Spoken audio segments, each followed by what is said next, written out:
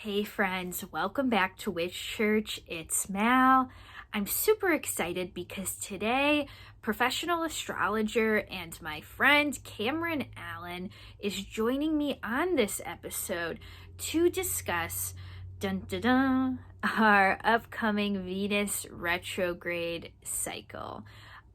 Which I am super excited about actually. And if you didn't know, Venus is going to be in Capricorn for a really long time. Venus has already been in Capricorn since November 5th, 2021. And Venus will continue to be in Capricorn until March 6th, 2022. So that's nearly 5 months of Venus, planet of love, beauty, harmony, friendship. Amongst other things, Venus is hanging out in Capricorn for the long haul right now. So I feel it's so important for us to discuss and come together with this transit as a whole, especially because Venus will be stationing retrograde in Capricorn.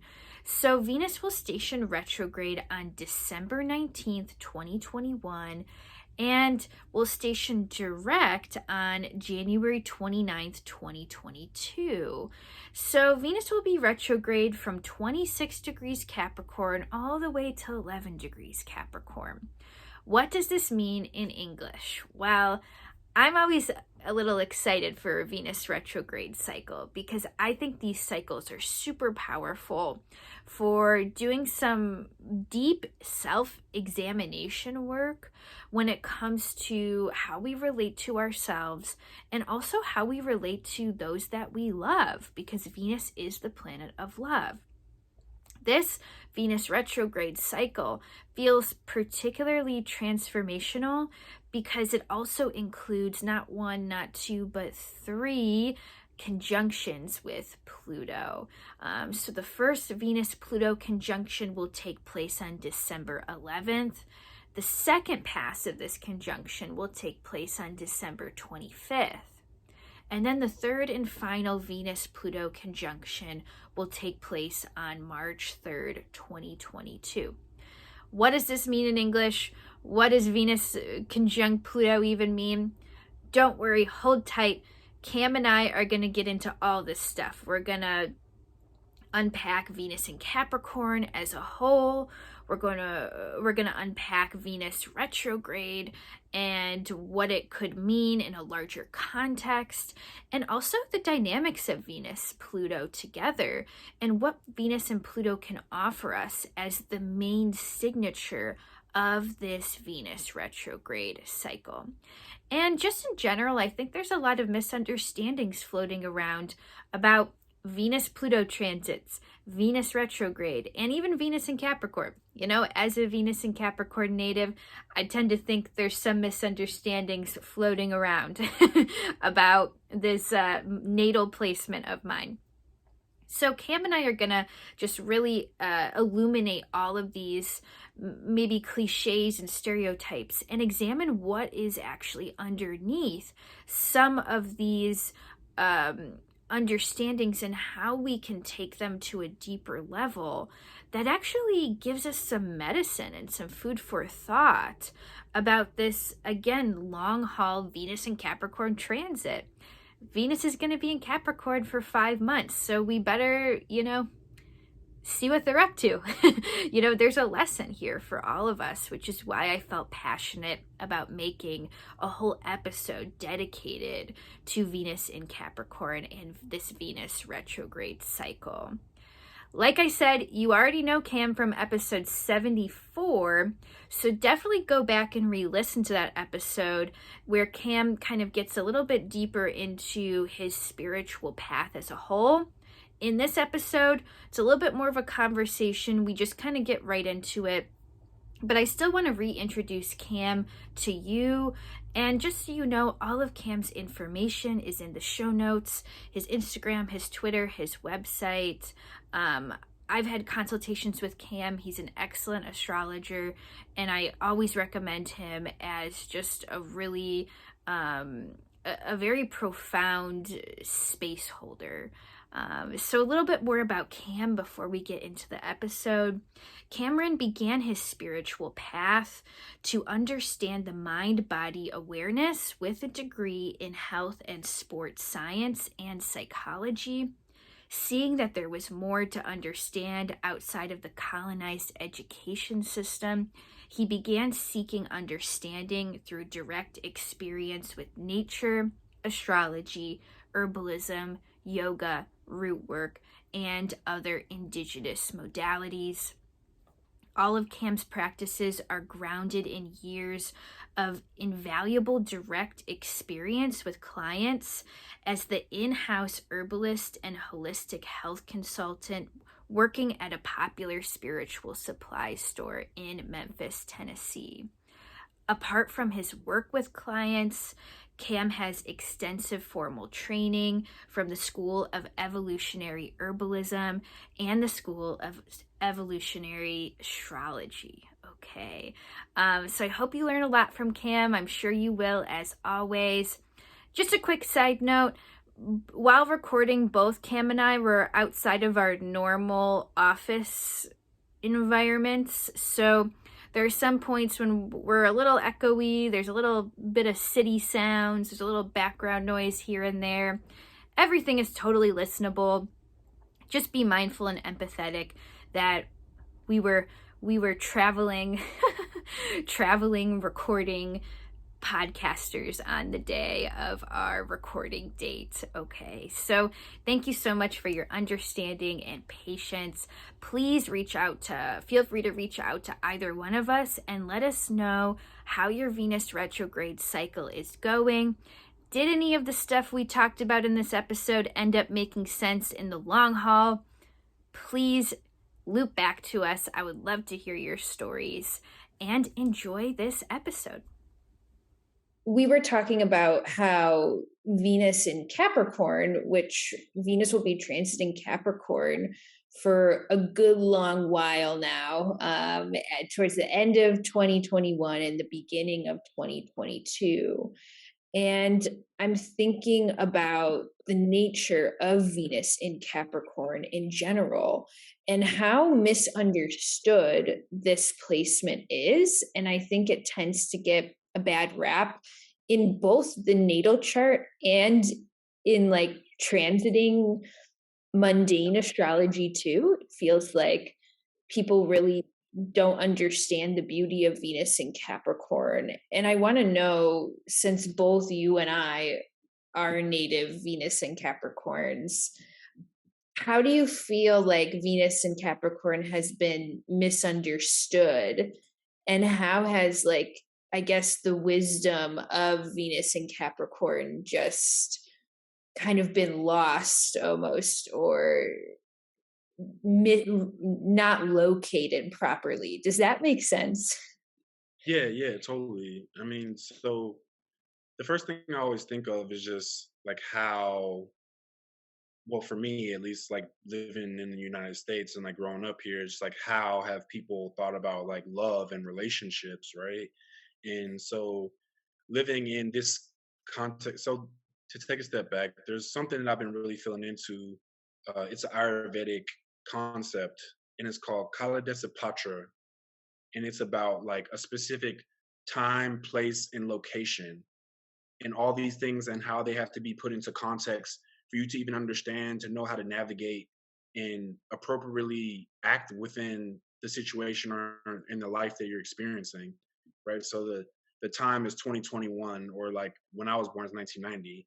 The place is the United States, and the situation is right now we're talking about Venus. So it was going to have to do, for me, in this perspective, it's about relationships, and what is the social norm, which corresponds directly to Capricorn. Capricorn is about the social norms that we're all involved in, and then Venus is about relationships. So what's the social norms about relationships in the society we live in? Well, we have a tendency to have like a hyper romanticism when it comes to relationship dynamics. um there's like maybe there's studies, or like there's a book I read. I'm not going to be able to quote it perfectly, but it's like most places, like people who are in like actual romantic connections or like married, they're not like out in public like kissing on the mouth or like holding hands and stuff like that. What they're really doing is having responsibility roles that are able to transfer into the community and into the society at large. And so a lot of times I feel like Venus and Capricorn will get a bad rap because it's not necessarily this mushy, gooey, kind of like romantic, dripping with like Valentine's Day gifts. And because I can't get you a Valentine's Day gift when we have bills to pay and our community is not thriving right now, like, and those things are important. And like, not to say that I can't be loving, that I can't be caring, but those two things are just certain orientations that we haven't been shown in this space and time in like in the United States where I live, right? It's like more like Disney movies and stuff like that. So that's like the biggest thing that I always think about when I think about Venus and Capricorn, and how sometimes it gets like damn or bastardized. So yeah, I will start with that. Ooh, that makes so much sense to me, Cam, because you're so right. I mean, it's kind of a cliche at this point, but like we all know that we've been conditioned on some level to want like the Disney love, if you will. I don't know, or like the fairy tale love. But honestly, I think the more we strive for that, the more we project what we want onto the person, and then we like start to idealize this like thing onto them, and then we're falling in love with who we want them to be, and they're falling in love with who they want us to be, and we're not actually seeing each other who we actually are. So I think that might be a gift of Venus and Capricorn, like the evolved Venus and Capricorn, although I'm not saying I have not done this in my life, because obviously I have. But, like I feel like evolved Venus and Capricorn vibes is like, who are you in this present moment? How do I love you within this present moment? And how do I actually see like there's something like raw, like the raw reality of who you are, and not try to project my own Disney ideals onto what I want you to be. Does that make sense? Yeah, yeah, 1,000%. Yeah. And in a world also where it's like oftentimes ideas are like take precedence over like embodied experience and like what actually like I really feel in my body. I really feel like Venus and Capricorn is like, am I even in my body enough to like hold a container for who you actually are right now? you know, to like really connect and be present. And, also Capricorn corresponds in evolutionary astrology to emotional maturity. So it's like when I have emotional maturity and then I bring in Venus, the way I relate to myself is going to be the way I relate to you. So if I'm emotionally mature and I can hold what I think and what I feel and I can take account of what's going on with me, then I can do that. And then I can hold space for you as well and be a container for this like unity, or like this bonding, because Venus always is about like binding things together, even to the point where it becomes like so binded that sometimes it's like relaxed and like the boundaries get kind of blurred. But that's why I think Capricorn is a really great place for Venus to be if we can bring that awareness around it. And I also just am inviting people into these perspectives because what people say about Venus and Capricorn, a lot of times I'm like, yeah, it does show up that way a lot, sure. And also there's other ways that we can like tune into it. And so what I'm really here for, not just in this talk, but always to me is like to open up the spectrum. So like people can see like this is what it looks like over here when it's like maybe more infantile, like infant like or childlike, which is not a value judgment. It's just like this is like how somebody acts when they're younger, and like this is what it can mature into. Not even a better or worse, just like have you made it to this level of maturity yet? And not making that a big deal. I think that's something I'm really like about right now. Like I'm really about like hey, here's this, here's that, here's all the things in between. Where you at? I don't, good or bad, I don't even care about that right now. I'm trying to actually get like a good sense of like how I can hear, taste, smell the quality of something so I can learn how to hold it. And for me, my Venus in Capricorn, yeah, it's about that. It really is. How can I relate to myself and to life in a way that I build traditions that are like can be stood on like in a strong, firm kind of way. And now I'm going on a tangent, so I'm gonna stop there for a second. No, I relate to that. And wait, tell me, you have Venus, Mars, Uranus, and Mercury all together, right? I have in my chart, so I have Saturn at 19 degrees, I have Mercury at 20 degrees, and then I have Venus retrograde at 21 degrees in Capricorn. But I do still have the Mars and Uranus and Neptune all in Capricorn as well, but they're a little bit further away depending on what orb one desires to use. But yeah, so it's a lot going on in Capricorn. Okay, yeah, because so my Venus in Capricorn, because I was born in 1995, so it's it's actually sandwiched right between Neptune and Uranus, and it's right on my descendant. So I like to think that because I have Venus in Cap on my descendant, I get to meet a lot of Venus and Capricorn people. Like my Venus in Capricorn placement isn't just about me, it's also about who I attract. So it's interesting that you are literally you are quite literally a manifestation, I think, of my Venus in Capricorn on my descendant. Yeah, and I love that. Yeah, Yeah. is on your descendant, but it's in the seventh or the eighth, depending on what chart you use, or So it's definitely in the seventh. Yeah, in if you use Placidus, it's kind of like Neptune's at 24, my descendants 25, and Venus is at 26, and then oh, so Uranus. Yeah, Uranus is at like 28. So but the reason I wanted to ask that is because I feel like even though I'm a Venus in Capricorn, because my Venus is co-present with Uranus and Neptune, just like you, and I know a lot of the listeners that are here right now are going to be listening, at least they're some of them will have that, at least that Neptune Uranus conjunction. And I'm mhm. thinking about that in the context of this Venus retrograde. Like this Venus retrograde is going over an entire generation's Uranus Neptune conjunction.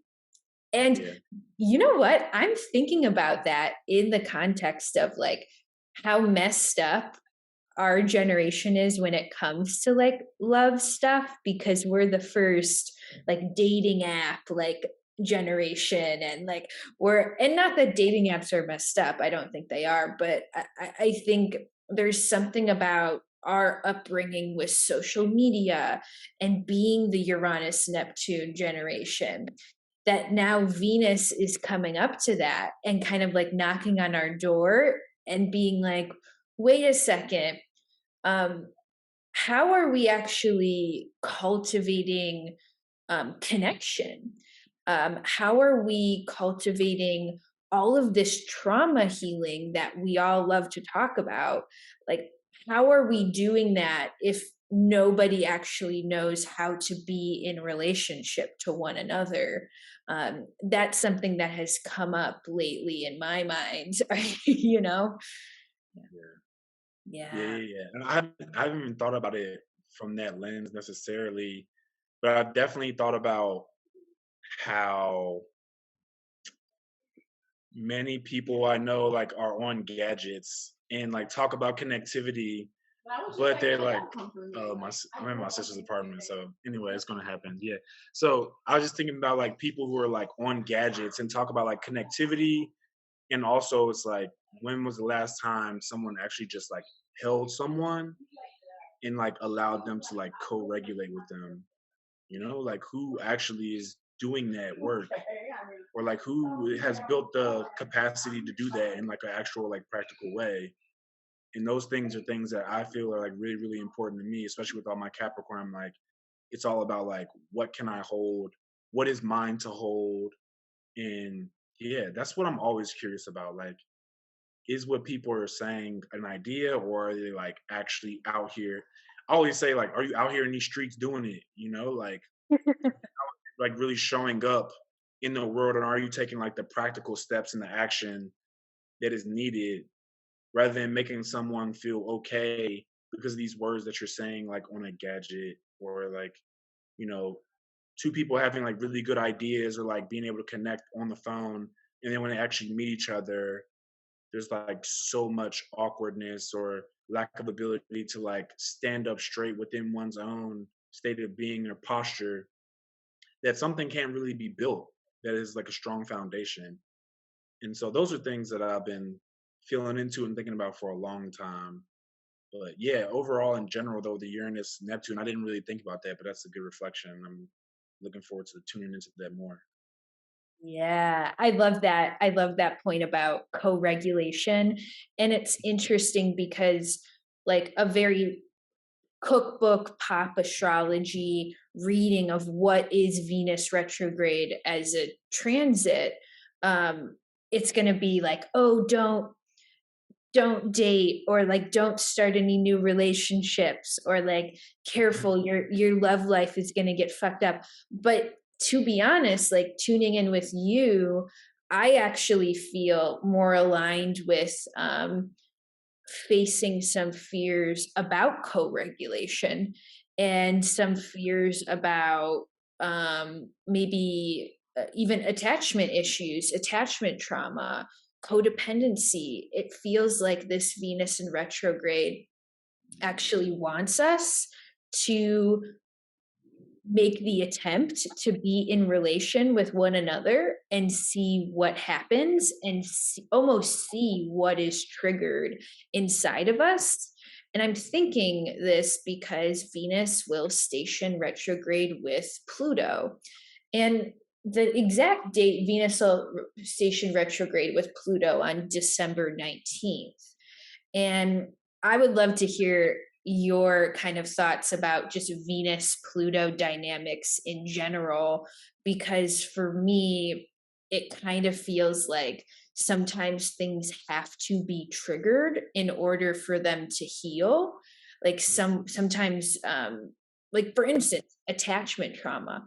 The only way you heal attachment trauma is to attempt to be in relationship with another person, right? Like there's no way of getting out of that trigger. And I'm thinking, yeah, Venus and Pluto being a kind of like, all right, we don't get to run away from this. Like we don't get to hide from love, from connection this whole 5 months. Like actually, I think it kind of wants us to look our fear into the eye when it comes to connection.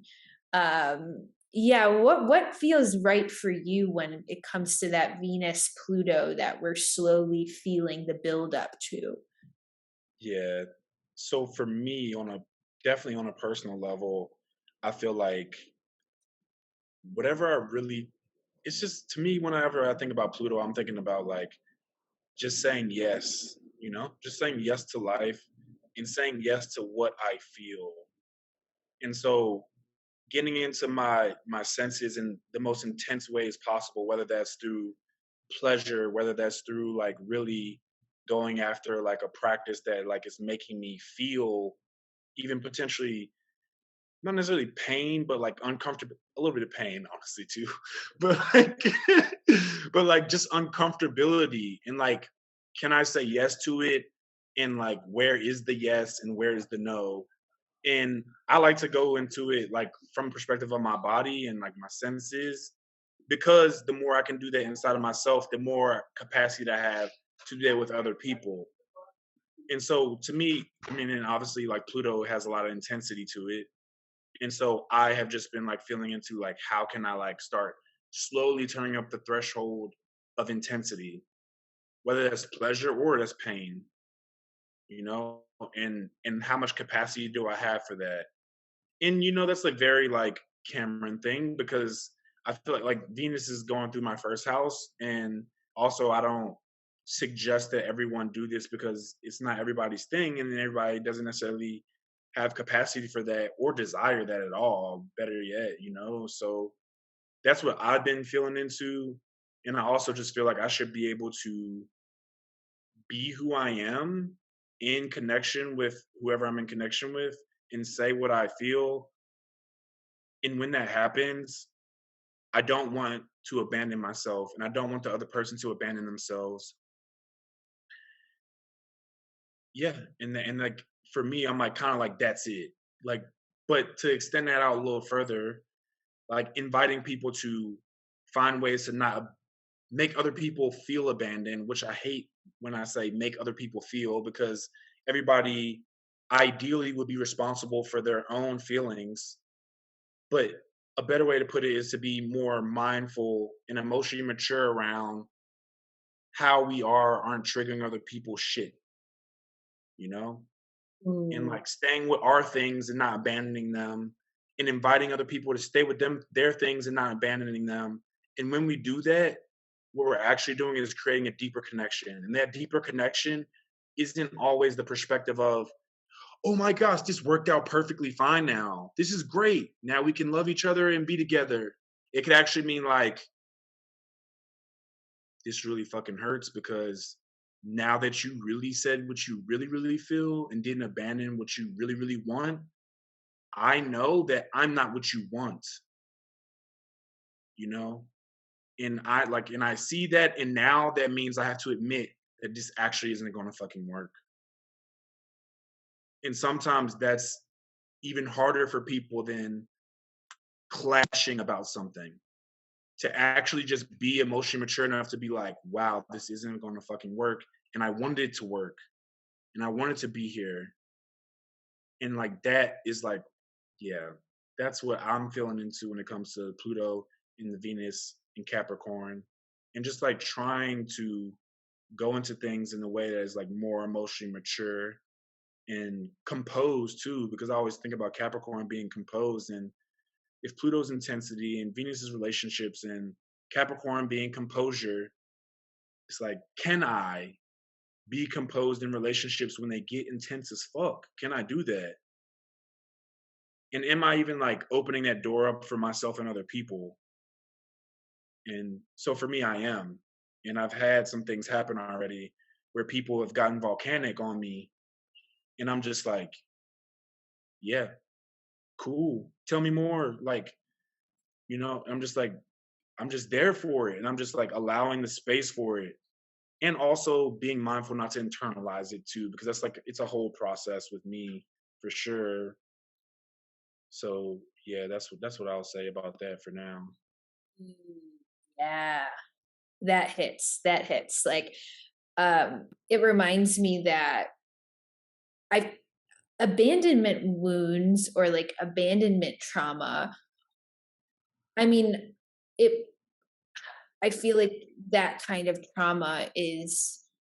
Is it too much to say it's probably universal because we all abandon ourselves constantly? So if we're all abandoning, or some people do abandon themselves a lot, and I think that's a learned behavior. And when we're constantly abandoning ourselves, we're abandoning others, and then like that cycle of abandonment trauma just keeps like going and going and going.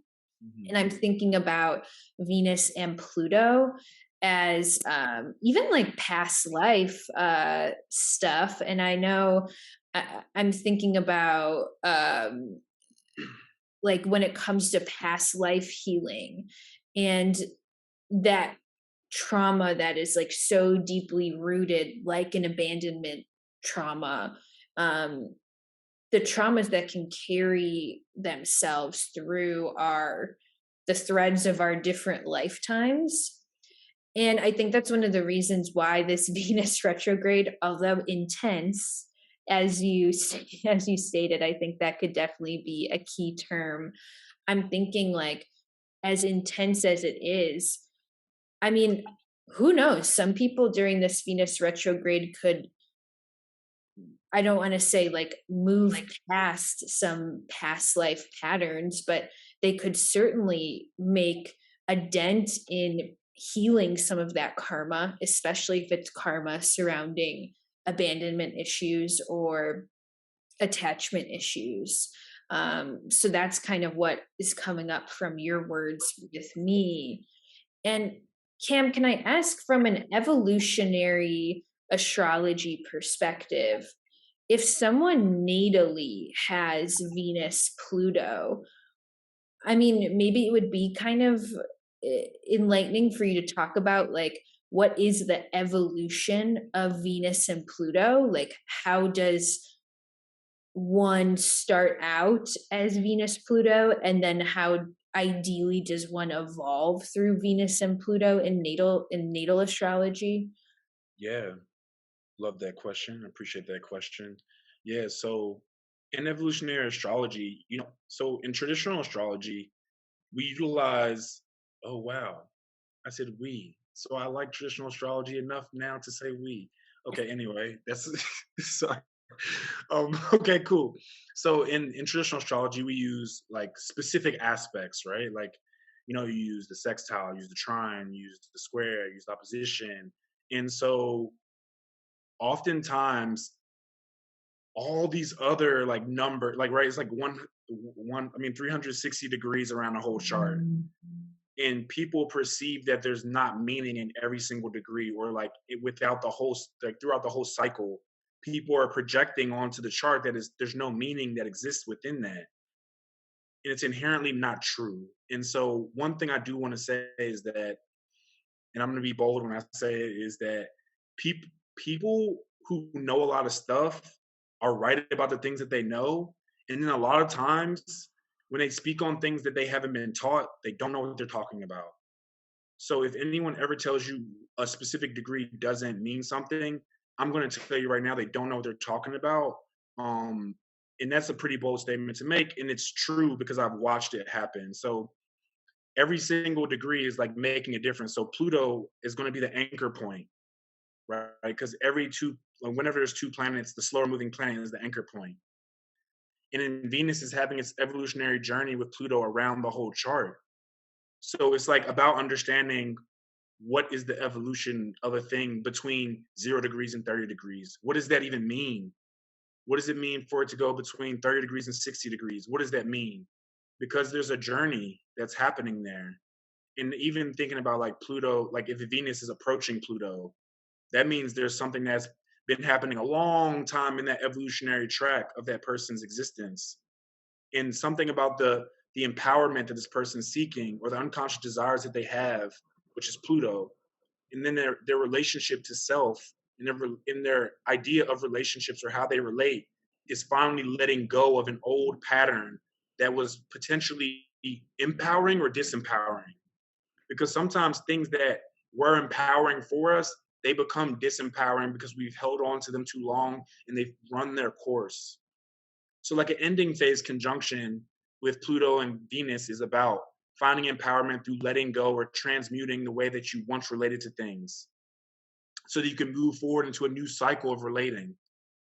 Whereas Pluto in a conjunction with Venus in a new phase conjunction, that would be Venus going on a new journey to explore instinctually, like, how are my unconscious desires allowing me to unravel my relationship with myself, right? And so like those things, that's what I see as like the phasal relationship. That's what they call them, phasal relationships between Pluto and Venus, but it's between any two planets, and it's just all it takes is knowing the phases of the moon to know what phasal relationship two planets are in.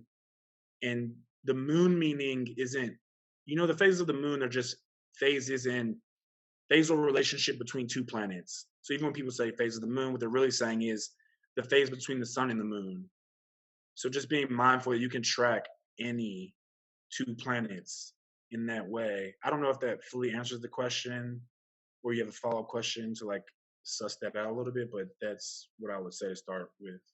No, I love that. And I think this might not be very conventional of me, and maybe not the quote unquote right way to go about interpreting like the astrological weather as we're trying to do in this podcast, but sometimes I will think, oh, Venus and Pluto are going to be together during this cycle, this Venus retrograde cycle. And I start to think, well, if we zoomed that in a lot and we brought it back to the natal chart, like what are some challenges that Venus Pluto native people experience? And I think you hit it right, the nail right on the head with that kind of the empowerment and disempowerment point about sometimes we heal things and we do let go of them, or we're ready to let go of them, but then we don't do it, or we kind of stick around with that old story because our egos get something out of it, or maybe there's a little bit of like a, I don't know if it's like a victim mentality, but I think sometimes we really do hold on to what has hurt us. At least maybe I do this because I'm moon Pluto, so it's kind of similar to Venus Pluto, but I'm like, no, like I want this pain. Like I don't want to let that go, because if I let that pain go, then I let the other person off the hook, right? For hurting me. And it becomes this like weird passive aggressive thing. And I'm thinking about Venus Pluto as a whole now, really maybe a reckoning with why do we hold on? Are we holding on because we're still unhealed, or are we holding on because there's some underlying unconscious like punishing thing going on? I think that's something that my moon Pluto does a lot. And I guess the question I want to ask you after saying all that is, as a Venus in Capricorn native, how do you think Venus in Capricorn has allowed you to learn about letting go? It's such a phrase that we throw around in the spiritual community so much, like let go, like it's the new moon, purge, Mhm. whatever, like shed your old skin. But I'm like, how, like I don't get it. Like it just feels so surface level. So what is Venus in Capricorn? What is the wisdom that this transit can actually show us about what letting go even is? Yeah. So there's a few ways I describe it, but the way I would describe it now, especially because Pluto is involved, and so I would say, in what experiences in relationship do you feel like if you keep holding on to this, you will be dragged? Like that's like if I hold on to this thing, it's gonna continue to drag me. Like I'm gonna start being dragged. Like even sometimes, because sometimes I get intense, especially more in my practice these days, and I'm like, imagine yourself holding on to this relationship. Now imagine that relationship as a car. How fast is it moving? How much is it caring for you? Is the person gonna like throw you some skates so you can be hanging on the back and like riding and it's fun? Or does this person not even give you shoes? Like how much are you being cared for here? And imagine that car taking off. And no matter what happens when somebody like, because I do it much slower when I'm like, visualize this, visualize that. And then I'm like abruptly like now let the car move. And everybody, like the thing about it is like your psyche will reveal to you what you truly feel and think about the circumstance that you're in. So some people will get dragged and their knees bleeding at the end, and then other people are like, oh my gosh, this is so fun. I wish they would learn how to like steer the car better, but this is still glorious and fun. It's like there's so much range that can happen in that experience. And so yeah. That's a funny example, or not, maybe not funny, maybe kind of like intense, but like that's like the kind of things that like make me feel like I feel into it from that perspective, like. And also for me, I'll say, since I do have Venus retrograde, there's like a different functioning happening there, where in evolutionary astrology we say Venus retrograde is about engaging in relationships from an external perspective, and those relationships always sending the person back in on themselves, which is the retrograde function, right? The relationship with self. Also, something I've been finding deeply with people who have Venus retrograde, it's also about the relationship to, I don't like other things that aren't necessarily human people, right? It's like when I go deeply inside of myself and relate to myself and my body in a certain way, I start to relate to the plants different. I started relating to like crystals and rocks and just like earth different. I started relating to the soil different. And something about that too as well is like if you have Venus retrograde, when Venus retrograde hits, going back to the earth and like building that relationship, because that's the first relationship that you have to have, the relationship with your body, the relationship with the earth. If you don't have that, you won't feel like you belong. If you don't feel like you belong, doesn't matter what the next human come and does to you, for you, with you, any of those things, you'll still have this underlying feeling of not belonging. And so another tangent probably, but that's where that's what I'm saying here. And yeah, that's what I feel. That makes a lot of sense to me, Cam. And I was actually going to ask you about, yeah, being a Venus retrograde native and like kind of the karmic lessons that you have felt surrounding that. And so, yeah, I like that kind of like the sort of internal and external work that always has to be done having Venus retrograde in your own natal chart. Mhm. And one thing I wanted to say too is that something that I've found, I think with both 12th house Venus placements, Venus in Capricorn, Venus in Aquarius, and Venus retrograde natives. So, like the Saturn ruled Venuses, the 12th house Venuses, and just the Venus retrograde natives in general. I find that there might be a karmic lesson about receiving love, and maybe the fear of receiving love. Maybe it's because we saw something messed up in our parents' relationship, or maybe our parents didn't exactly show us what it is, the unconditional love that we might have needed. Or maybe even, I don't know, for me, Venus and Capricorn can be a little bit of a, it's like, oh, what excuse can I find to like not receive love right now? Like if I went through your resume and I was like, no, that's not, you're a little like, like, because that's what Venus and Capricorn does. It's like, do you have the checklist? And until you're my whatever perfect checklist or whatever, then I'm not gonna let you in.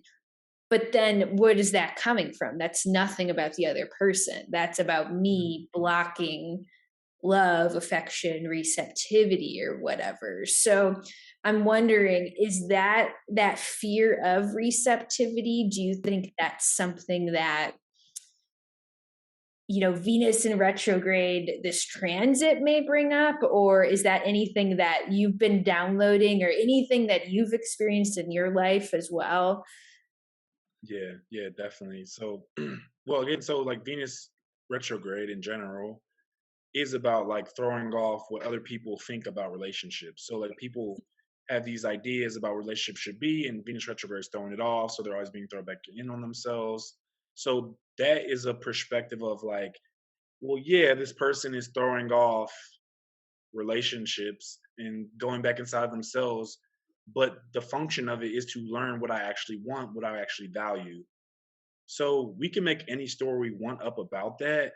And this is something that I feel like is really important in my practice because, when people say, this is what this placement does, or this is blah, blah, blah. And I'm like, well, in evolutionary astrology, we find the why it's happening. So now I know why this person is doing that. So I don't give a damn about this story, right? I care about the story deeply because this person is telling me this story and that's awesome. And like, I tune into that on each individual level. But at the same time, I don't give a damn about it in the way of there's no reason to judge why this is or isn't happening. It's just about like what is actually the evolutionary intention, what is actually trying to be like fulfilled or processed here. And so that's what the Venus retrograde thing, in general.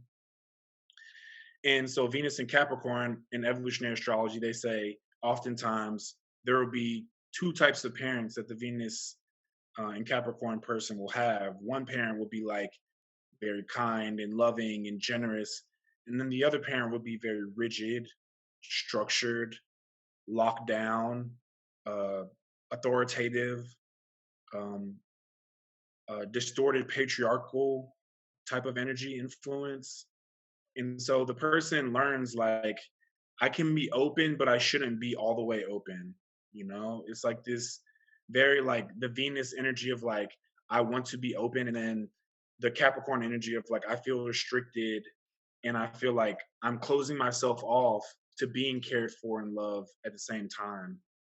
And so that's what I see from the Venus and Capricorn placement more than anything else. And Venus in Aquarius is inherently anything in evolutionary astrology that is in cahoots or co-present with Uranus, or in cahoots or in Aquarius, is a potential trauma signature, and highlighted on potential trauma signature, because obviously any placement could be a signature of something happening, but it's just a heightened potential trauma signature. And so, yeah, with Venus and Aquarius, that's just a thing overall. And so people with Venus and Aquarius oftentimes have this energy to them where they like disassociate from relationships, or if they feel like they're not getting what they need, they just like detach from it in a way that's like, hmm, it's a way that's interesting. That's what I'll say. And then, and then you said Venus in the 12th house, right? Yeah. Yeah. And so Venus in the 12th house, oftentimes with Venus in the 12th house, this person has gone through a lot of different things in relationships. And I say a lot of different things because I perceive the 12th house to be a multi-dimensional space. And I don't necessarily mean multi-dimensional as like galactic, even though it can be that for sure. But multi-dimensional is like there's been a variety of things that this person has gone through and experienced, oftentimes through just experience in the collective. And so they're raw and they're sensitive. And so they oftentimes want to stay away from love because they feel how amazing love can be and how people don't often give that kind of love. That's the way I look at it in general.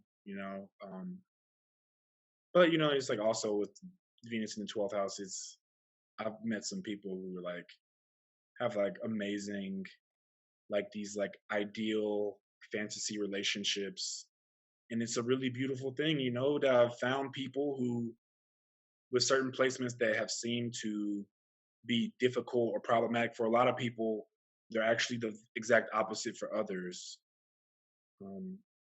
Yeah, which I haven't fully figured out yet, so I'll just leave it at that for now. um I love that. Yeah. And there's just something, maybe I'm making this up, but I feel like I feel like that 12th house, those 12th house Venus people, native Venus in Capricorn, native Venus in Aquarius, native Venus retrograde people, and maybe even native Venus Pluto people.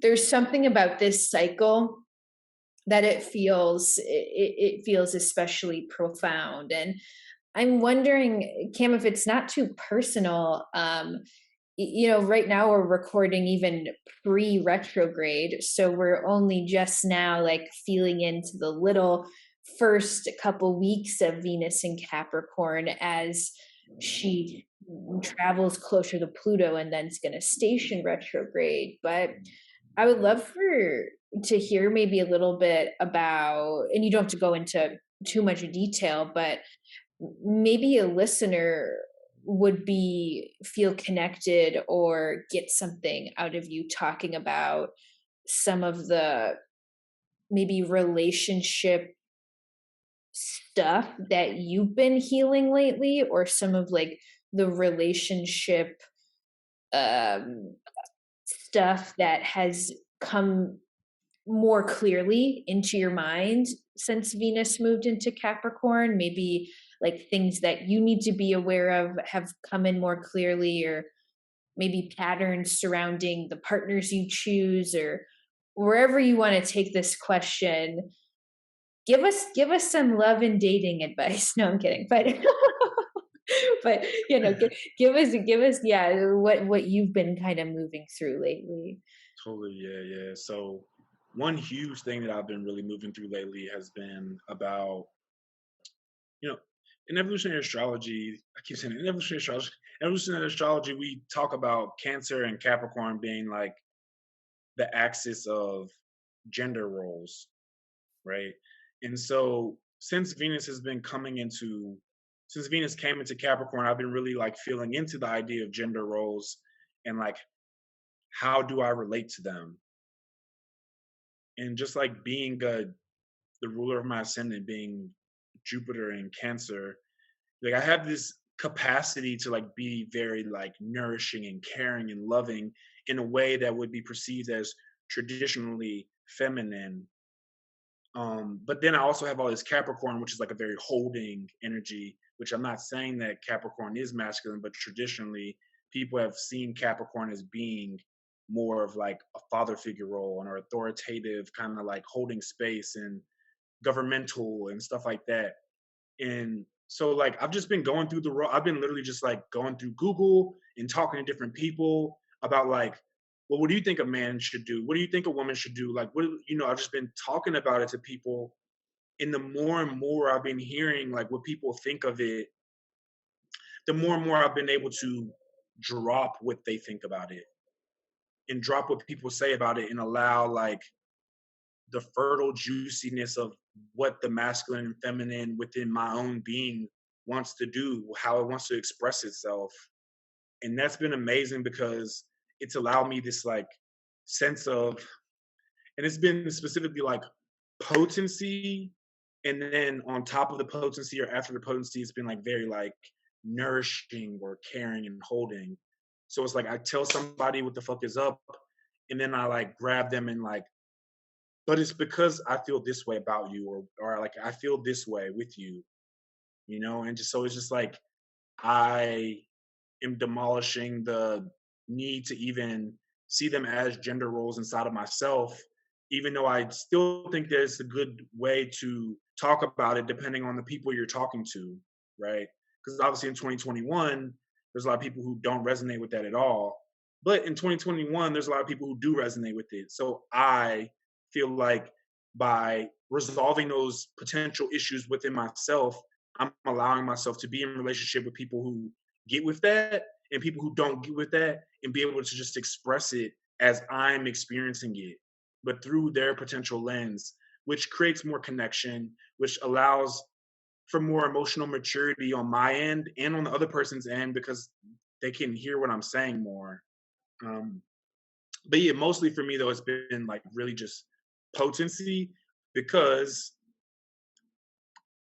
I like growing up, I was a very potent person, like whether it was like through like my acts of rage and violence and stuff like that sometimes, or just like becoming a football player and being like, I'm going to be a football player and I'm going to be good at it and just asserting my will and becoming like a college football player within like 2 years of even starting to play football.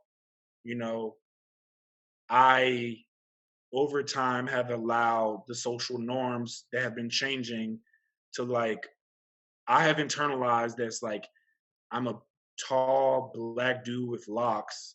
And so to walk around and be potent inherently would be seen as patriarchal or like, scary or whatever. And I'm just like, I don't I don't give a fuck about that right now. Like in my state of being, I give a fuck about it in the way that I talk to people about it and I'm mindful of it. And I've done that for years. And so now in my level of emotional maturity that I feel like I'm at, in the way that I carry myself, I can just carry my potency how I carry it and also be caring and loving and also have boundaries with people who tell me I should or shouldn't be this way or that way because of the things that have happened for the last 2,000 years when I've been working through that and I still work through that.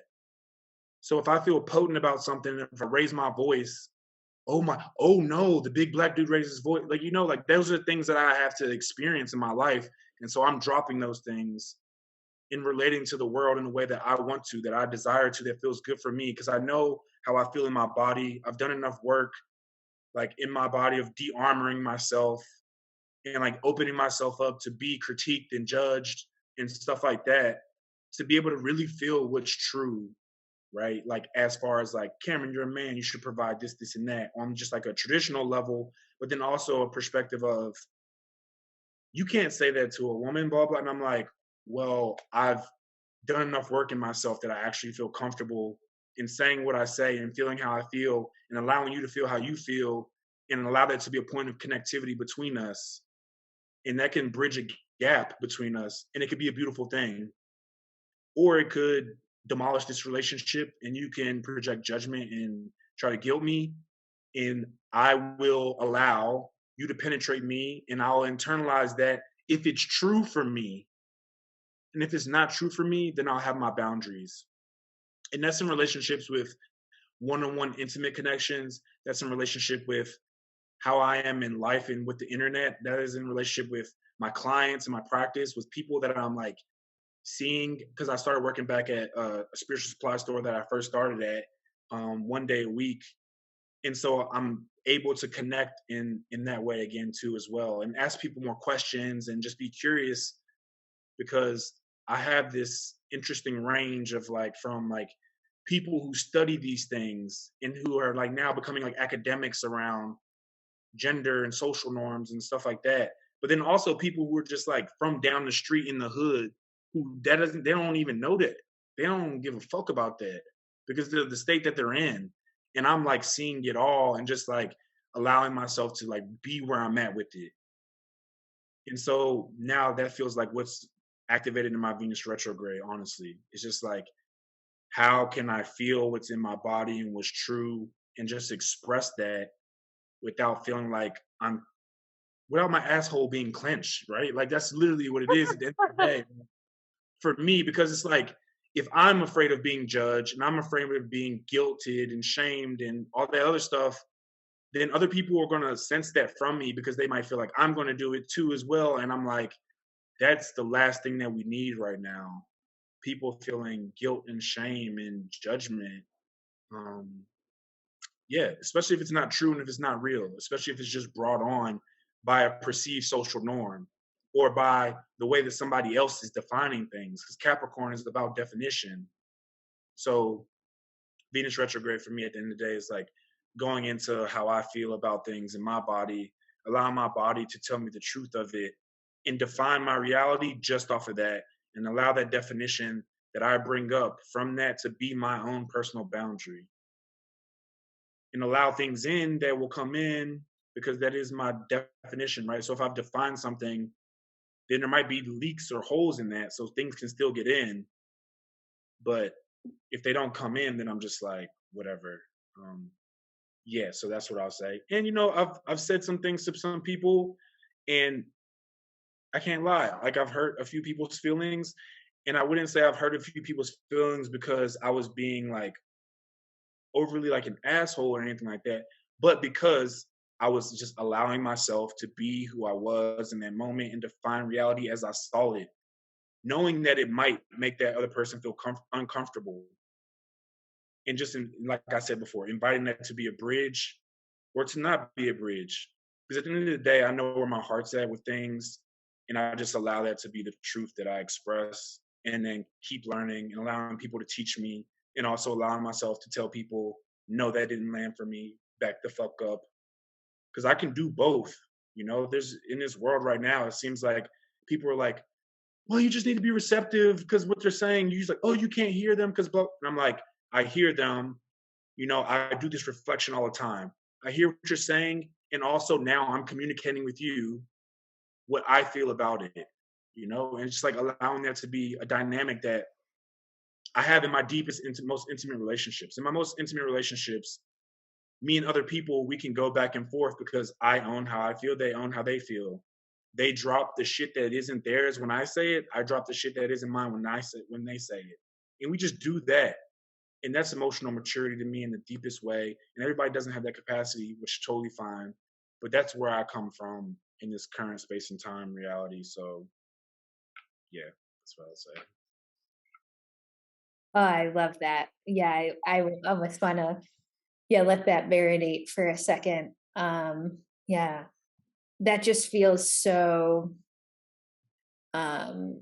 aligned with, I think, what I've been tuning into as well, and similar things that I've been questioning ever since Venus went into Capricorn. And I think some things that we'll be questioning on a collective scale once the retrograde really starts cooking. And I love that you brought up gender roles and just like even the roles we play in general.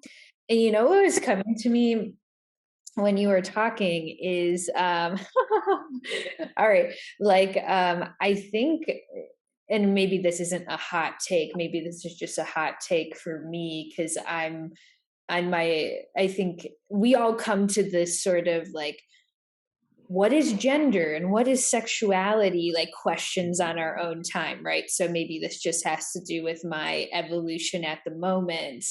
But I'm thinking about how like the roles, specifically the gender roles that society teaches us to play, how it actually like squanders our pleasure and desires. And I'm thinking too, even of how many just like even married couples, like long term committed people that I know, which is kind of a Venus and Capricorn thing, long term committed people who have no desire between them, and like physical desire between them. And not that that's shameful or whatever. I know it happens to a lot of people and it might just be a flavor of life, but I'm thinking like, how much does our gender roles and the responsibility that society forces us to take,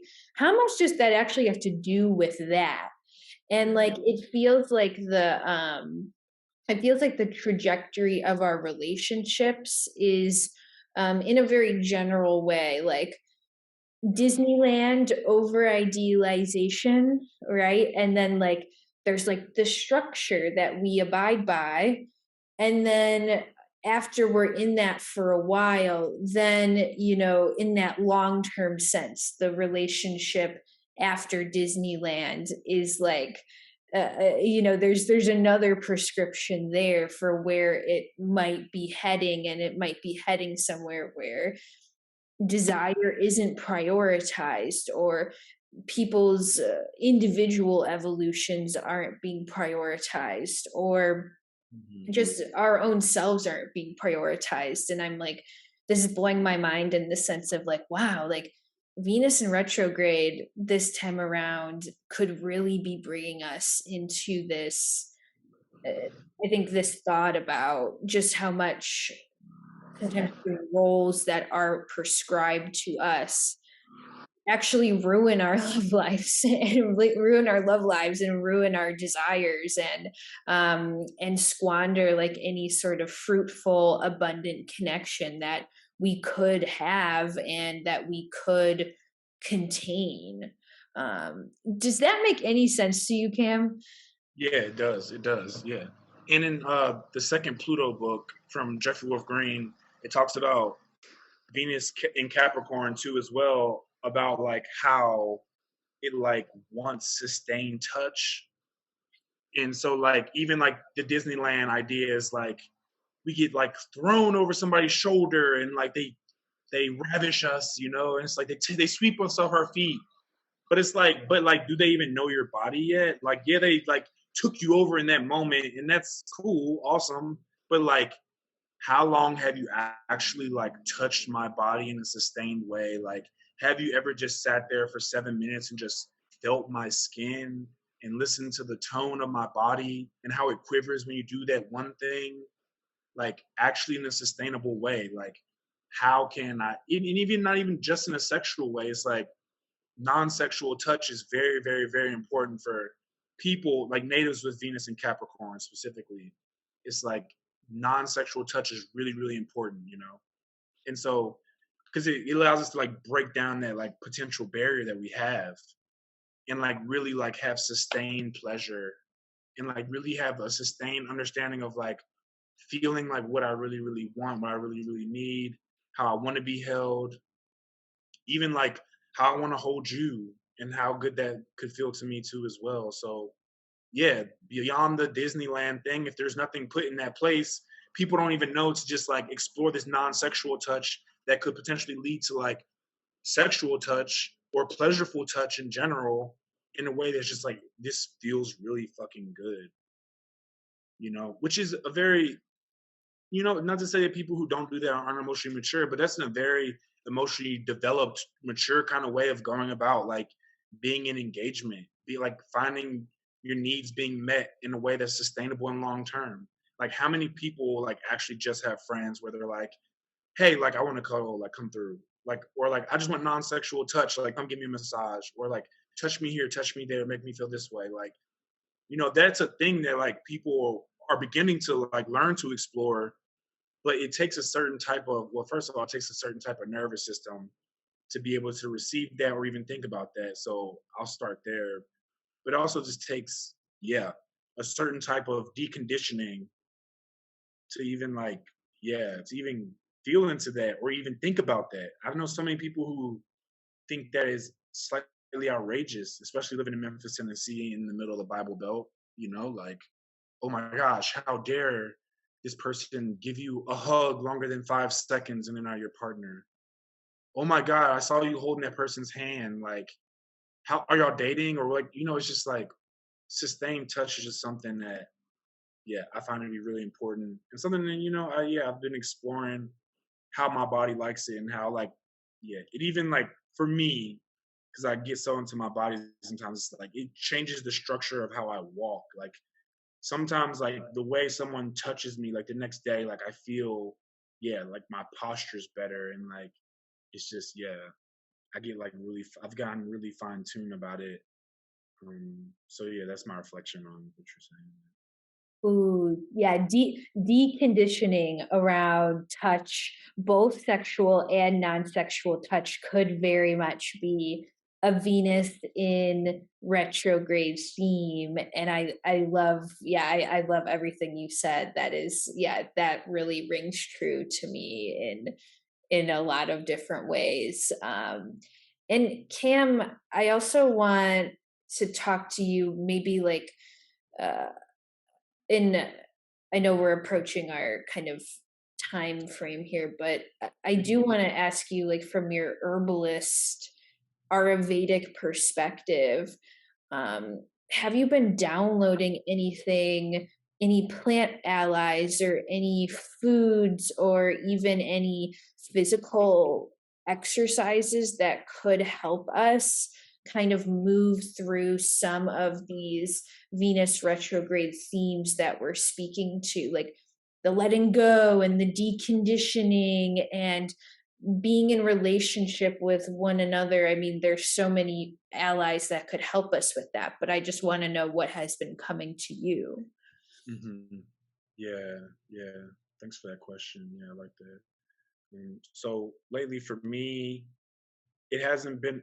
I've been writing this chapter in a book um over Chiron. This is like a collective of people writing about Chiron and some other centaurs as well. And so I've been writing about Yarrow, and I've been writing about it for like the past probably like month now, more intensely.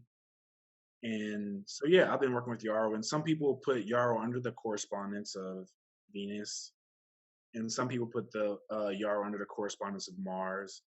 And a lot of people, like one of my teachers, Sage Papam, and then another person that I highly recommend people tune into from an herbalist perspective, Matthew Wood. We speak on it from a perspective of Chiron. You know, even Yarrow was called Wounded Wart at one point in time, and so yeah, I've been working with Yarrow, It does work on the urinary tract. It can help with the skin. So those are two things that are Venusian that could be very helpful. Also, Capricorn is an energy that tends to hold on and retain things in a sense. Like, yeah, it gets tense, right? So Yarrow opens up the periphery and allows sweat to come out as well. So that's really helpful. And that's another action on the skin. But also just things that work on the skin in general, because Venus rules the skin, or I would say co-rules the skin. And then also Capricorn is a rulership of the skin as well. So, when it comes to like, I think Venus and beauty things, I think of Capricorn being less, hmm, take a step back. Not saying less, just like the beauty where you're like putting these things on your face. That's awesome, cool, great. What about under your arms where your lymphatic system is like all the way, it's like your lymphatic system, your lymph glands are all up in there. What about in between your groin? What about at your knees? Like, in what ways are you taking care of the skin that's like on your body everywhere? Like doing it like it's a discipline, like doing, like having this artful way of taking care of the whole system of the body, the whole structure of the body. So in that way too, I've been doing a lot of like masks and like, so like getting like red clay and stuff like that. Well, I'm getting red clay because where I'm at in Memphis, Tennessee, it's getting like cold and drier. So I'm using red clay to like moisten it and make it more nourishing. And then I'm adding like rose to it, and then I'm adding like some oils to it, and just like putting that on my whole body, and then like just adjusting my posture while I do it. So it's kind of like an elaborate thing. Like it's not necessarily just one herb, but if I would say that, so it would be the clay and then the rose. Rose is always good for Venus. I mean, always.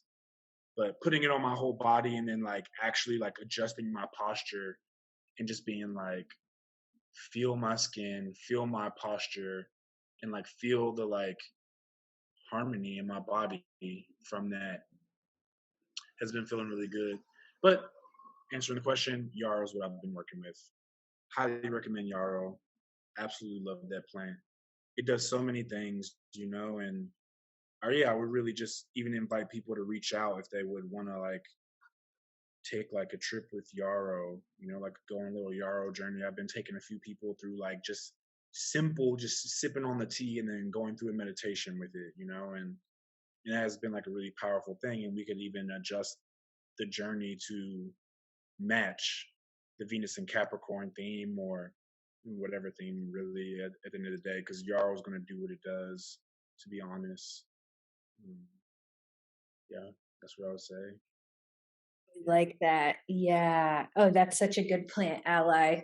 I'm definitely gonna have to feel into that one. And I'm thinking to like to your point about like routine and how Venus and Capricorn finds like empowerment through routine and like the skincare routine or the self-care routine, even though I don't love the phrase self-care. I feel like it's a little bit overly marketed, but like Yeah. I think this, if you have been struggling for whatever reason to dedicate yourself to a practice where you're really just taking care of yourself, like putting lotion on your body or dry brushing or whatever, I feel like dedicating yourself to the 40-day practice of with Venus in retrograde to like do that might be really transformational in ways that people may not realize. And something else that was coming through, Cam, when you were talking was, yeah, like it just the idea of what embodiment can offer us. And since we know this Venus retrograde in some way, with it having such a strong Plutonian influence, this Venus retrograde, it could trigger us, it could bring up some stuff that we need to look in the eye and maybe purge, but also could be a really profoundly healing experience between us and partners specifically. But in order to have that healing come through we need to be grounded. Like, so the sort of idea that was coming through while you were talking was like, don't go into a fight hungry. Like, Mhm. or like, don't try to like have a serious conversation with your partner when you're like starving and you haven't checked in with your body the whole day. Like, it could really be night and day how that conversation goes if you like had a nourishing grounding meal that really satisfied you, and you did a little like yoga and whatever, and then you go into a conversation with someone. I actually think you might, it might actually help us so much reach harmony faster and easierly, more easily. And also, something that you told me once in a session was that understanding breeds peace. And I always think that, and I always remember that you said that. And I'm thinking about, we literally can't understand other people when we're ungrounded. Like Yeah. when we're just all like floaty and out of our bodies and hungry and crabby and hangry, Mhm. there's no understanding to breed peace. uh, yeah, so that's kind of what's coming through for me for like the physical bodily care for this Venus retrograde. Yeah, that's a great point. And I love that because, yeah. And even going back to the word self care, I used to word self care all the time now because I'm like rebelling against that word becoming like not a great thing because I'm just like, the self care, even in that situation, is like, let me make sure I get food because I am understanding my relationship with myself. So let me create more homeostasis, or what my teacher calls homeodynamics. It allows us to be like in harmony, like in like our in a harmonious state that's dynamic, right? So that's homeodynamics, and so it allows us to be in that state. But then when I'm getting into connection with another person, then my relationship with them could be more harmonious. Because if I'm bringing disharmony already to the situation, what's the likelihood that I'm about to create harmony between me and the other person when me and my own physiological state of being already is disharmonious? It's actually asinine and slightly goofy as fuck, honestly. Like if I might put it so eloquently myself, to like think that we're gonna go into situations and circumstances dysregulated, not taken care of, and then try to care for other person or try to care for a connection when we haven't even done the basics, it's oh the amount of times that like I hear and observe people doing things when yeah, we skip a lot of steps. Let's just say that, so I don't go on too far of a tangent. Right. It's funny because it's funny how our ego can rush us towards something that we think is going to give us relief. Like, oh, I got to like be like a maniac and just like burst into my partner's room and like whatever and have this conversation with them. It's like, no, that's not what needs to happen. Like, the ego is rushing to some sort of artificial sense of relief, and maybe the inner child is rushing towards some kind of sense of connection, because we can so easily project like mom and dad and our issues with mom and dad onto our partners. But like it's like there's so many conversations, so many beautiful things that can happen when we approach it in a grounded, regulated way, and not, I call it like my Pisces floaty vata vibe, which is like, up, I'm in outer space and we're gonna try to have a conversation. But no, we're not doing that. This Venus retrograde, right?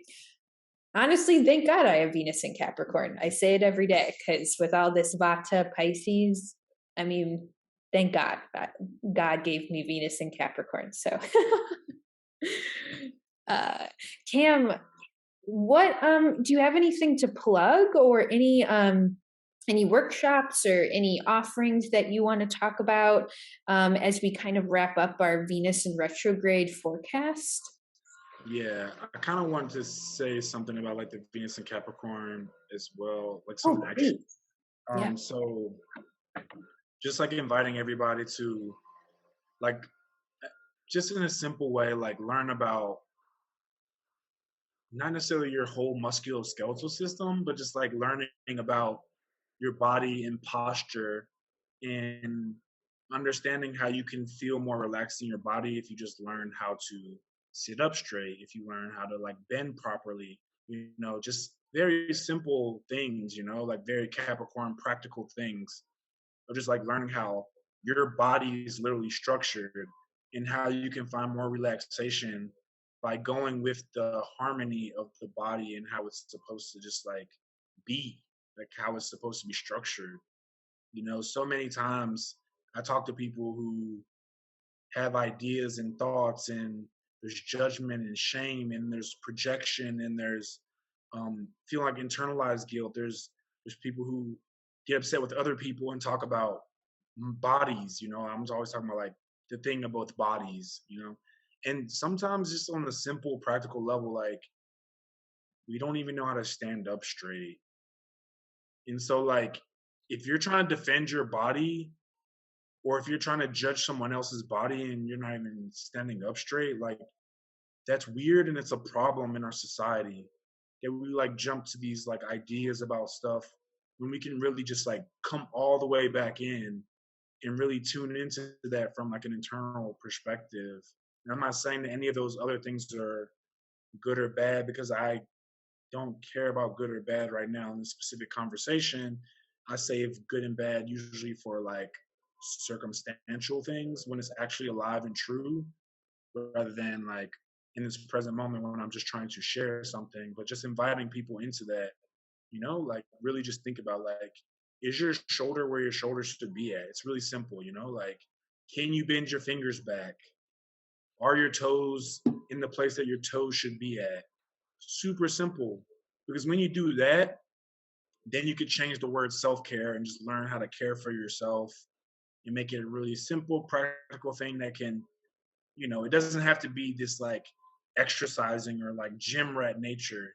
It can literally be you stretching your fingers for 3 weeks and then go into your toes for 3 weeks and then go into your calves for 5 weeks and then go into your shoulder for 3 weeks. And you could just Google that. It's so simple.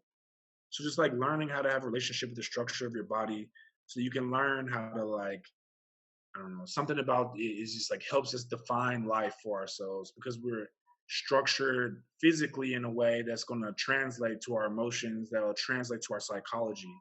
And that's really, really simple. There's no big philosophical illumination to be had from that idea. But from that experience is what is really going to bring the illumination and the awareness around things. So I just wanted to invite people to tune into that. Oh yeah. The knots in my back love that message. my, my back, that's like a 90-year-old man, loves that message. That was right. That would hit me right in the heart. I'm going to take that to my chiropractor. I'm going to be like, all right, homie, we're finally we're working on my posture. My astrologer finally gave me an epiphany.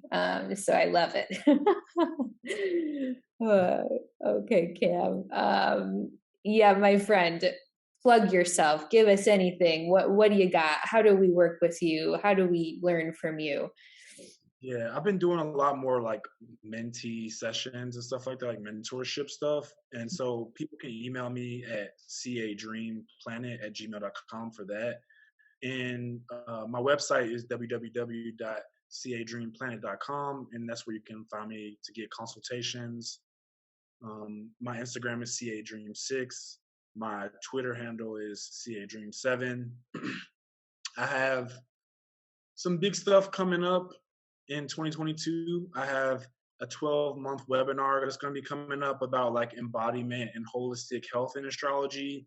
I don't know if it's okay if I say where that's going to be presented at quite yet, but it's coming soon, so just be on the lookout. And also I have a 5-week intro to medical astrology course coming out with Synchronicity University. over with like Nadia Shah and everything she's got going on, which is amazing. Love working with her and her crew. And so yeah, those are the big things I have going on. Oh yeah, that's right. I'm speaking at NORAC next year, so that would be fun. And at NORAC, I'm going to be doing a talk over like embodiment in astrology, because every single time I've gone to any conference, everything's just been like so heady, you know. And so I want to really like bring in like some physical body practices where we can like just like take an hour or so to just like embody these qualities that we're continuously learning about, so that we don't have to be lost in the world of thought, but we can bring that world of thought down to the world so that we can change it and make things happen here on the planet, and just be in our bodies and be able to integrate the information, because it's a lot of information if you've ever been in Norway. Trust. Also, I'll be speaking at ESAR next year too, as well, the ESAR conference in Colorado. I don't remember which talk I'm doing. I think I'm doing it over the medicinal malefics. Still to be talking about malefics and how I work with malefics in my life to make my health actually way better, and how to listen to the language of the malefics. Yeah, and it's really a good talk. I've had this talk for a while, and the only thing I've been doing with it has been upgrading it.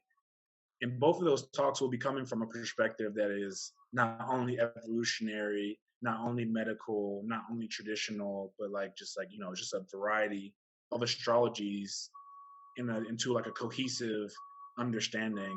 So yeah, those are all the things. It's not all the things. Okay, so also I write monthly articles at Yoga Journal. So you can find me at Yoga Journal and see my monthly forecast there. I have some other articles that are out with Yoga Journal over herbs. And it's like over like I just put one out over like what's the full moon is about from my perspective, and also like one over like death in Scorpio season in astrology. And I'll be having more out about like deconditioning astrology in our current space and time, and in astrology and relationships and things like that. There's one more thing, but I don't know if I'm allowed to say it, so I'm gonna leave it at that. Yeah, I'm gonna leave it at that. Okay, I'll of course have all your links in the show notes, and when I do the introduction part of our episode, I'll shout out our other episode on the nodes, because now we have a couple episodes together, which is amazing. And Cam, I deeply appreciate your mind, and it really is a treat to hang out with another Venus in Capricorn. And I really cherish you as a colleague, and I'm so glad we can kind of converse about this kind of stuff. And I hope I'm manifesting us meeting at a conference in 2022. I don't know which one it is yet, but either that or we run into each other on the beach in Hawaii or something. That could Oh also, yeah, I could see that. I could see us doing that too. oh yeah, that would be epic. Let's manifest that one. Yeah, and yeah, That's it's all like that. always talking to you. I really appreciate it, and like yeah, you have like a special place in my heart. Like I can feel it, and I'm like really appreciative of you. So thank you for having me again. Yeah, one last thing I want to invite people into too, as well, is like invitation, because I know I said some things that might actually rub a few people in any type of way, which is totally fine. I respect that. And so I'm inviting people to like give me like reflections and perspectives on what you feel, rather than potential judgment and criticism for the things that that I've said, or like, depending on how it rubbed you. I'm glad that it rubbed you however it did rub you, because that's saying something about you based off of how I experience my reality, and I'm appreciative of the reflections always. So, and thankful that you even made it to this far to even hear these words to give me a reflection, if you did. Absolutely. Yeah, use us as your mirrors, my friends. All right, Cam. Well, we will talk soon, and have a wonderful rest of your afternoon.